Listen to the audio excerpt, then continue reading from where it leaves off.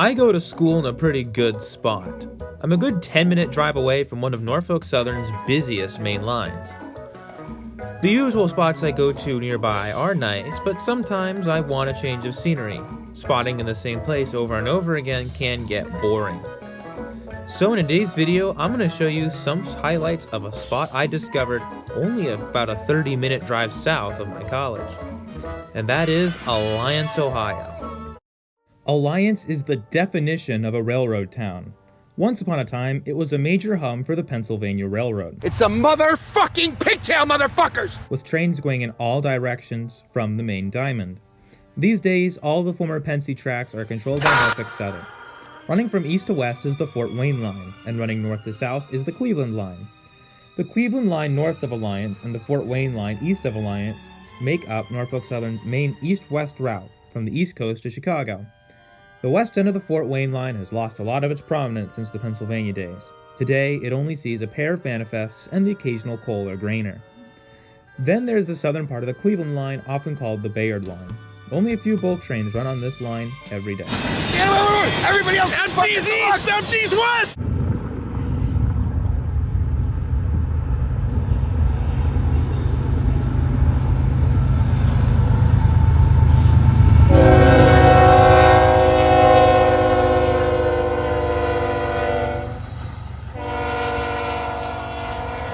My first trip to Alliance was kind of on a whim.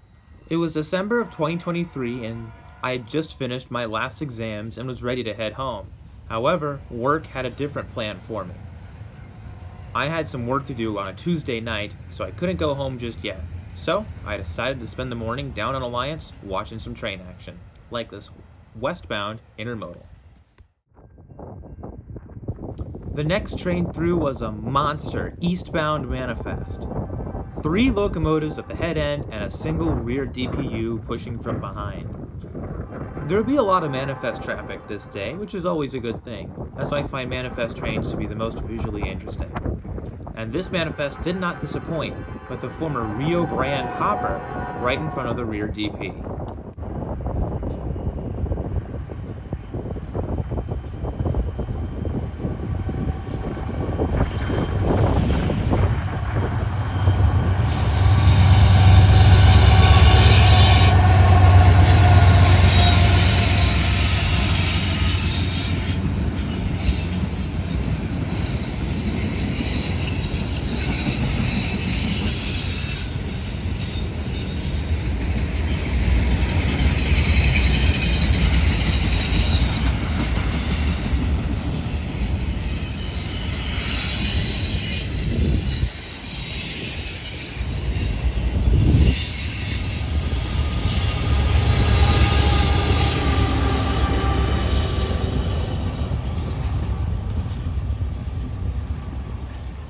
Next up, westbound sand train with Canadian National Foreign Power 2nd and 3rd.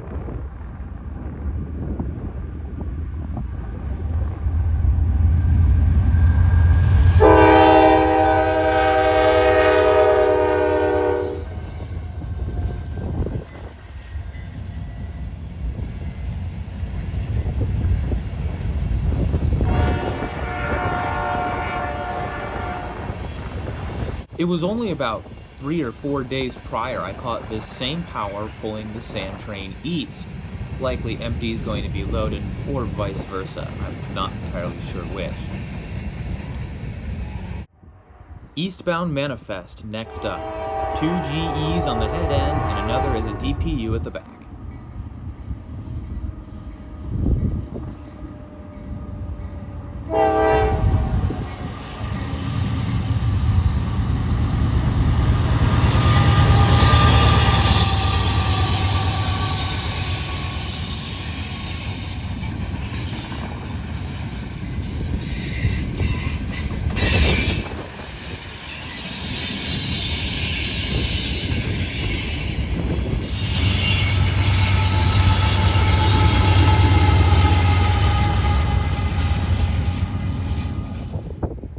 Seven locomotives heading this westbound intermodal next, one of which being a pretty shiny, brand new C6M. I wouldn't be surprised if this one was just recently outshopped at Juniata.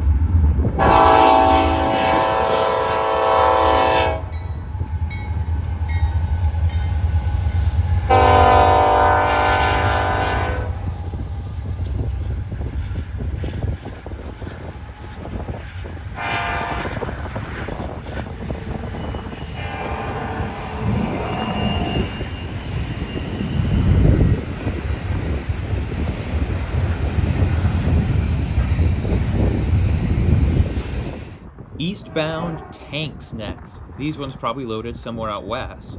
3 BNSF units as foreign power, 2 of which being older H2 paint -9s.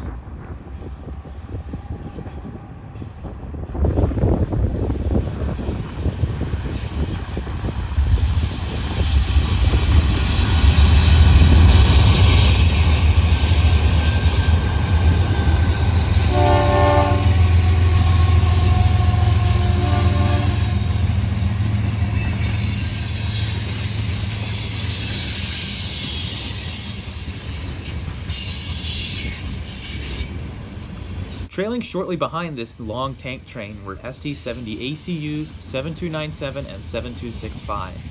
These two have been working on as helper units on this line for as long as I've been rail fanning it. I've seen these things so many times now, it's ridiculous.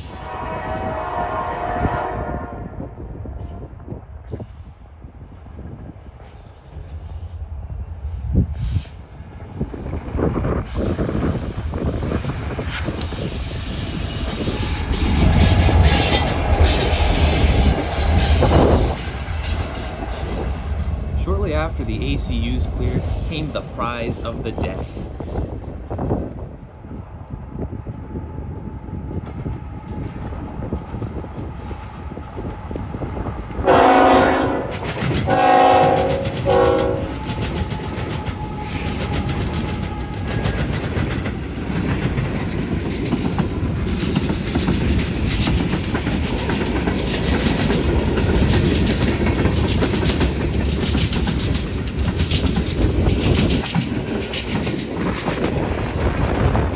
And here it is, folks. This is the whole reason I chose to go to Alliance today. Train 170 with 5 engines on the head end, each one different from the other. An ET44 leader, an AC44 second, an SD70 ACU third, an SD60E fourth, and a -9 fifth. The highlight was, of course, engine 6963, an SD60E in a special Go Rail commemorative livery. According to their website, Go Rail is a rail freight advocacy group that educates community leaders across the country about public benefits of freight rail investments, mobilizing them in support of an even stronger rail network. This locomotive was specially painted in 2015 to commemorate the organization. I don't know if I've mentioned it before, but the SD60E is my favorite model of diesel engine on the Norfolk Southern roster currently, and 6963 is one of my favorite locomotives, period, on the roster. So seeing this was a treat, especially since SD60Es really are only reserved to local trains these days, and, well, there's not very many of those on the busy mainline Cleveland line. Up next, a westbound manifest with an SD70 ACE leader and another as a mid-DP.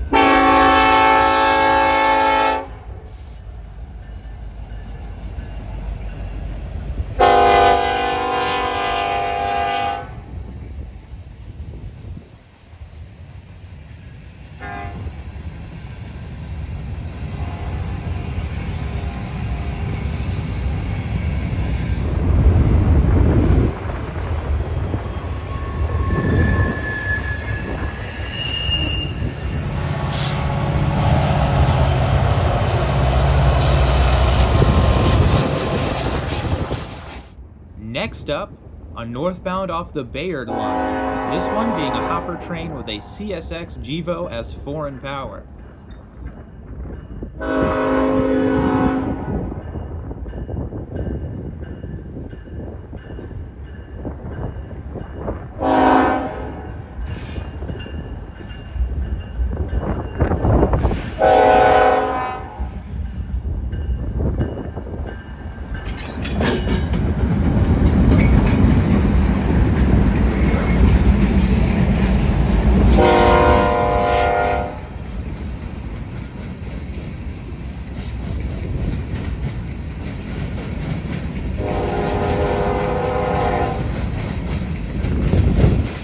Of all 4 lines radiating out of Alliance, the Bayard line, or the southern half of the Cleveland line technically, is the least trafficked of all these lines.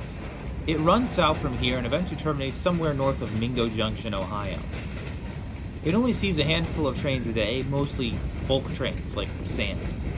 After the Fort Wayne line was blocked by the East Palestine derailment in early 2023, a number of trains were rerouted over the Bayard line, including Amtrak. This is probably the most traffic this line has received in decades, and probably the first time a passenger train has run over here since the Penn Central years. The last train of the day proved to be this slow-moving tank train, picking up speed as it rolled across the line.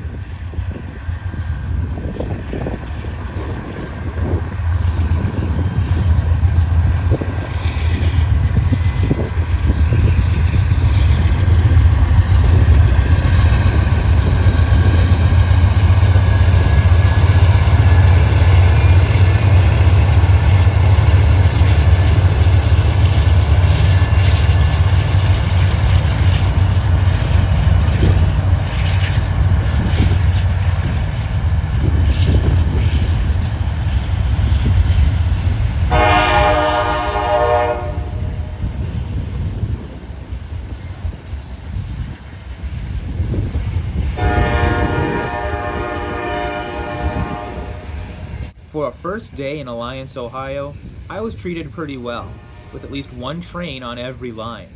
Alliance is a fantastic spot and a lot of public access, being located right next to the Amtrak station, so if you're in the area, I highly recommend a visit. Thanks for watching, everyone, and thanks for sticking it around to the end. If you enjoyed this video, feel free to leave a like. If you didn't enjoy this video, you're welcome to leave a dislike. If you want to see more train content like this, stay tuned, as I've got at least 2 or 3 more train videos I'd like to put out before the summer's out. Hopefully. Thanks for watching, y'all, and have a good one. See you around.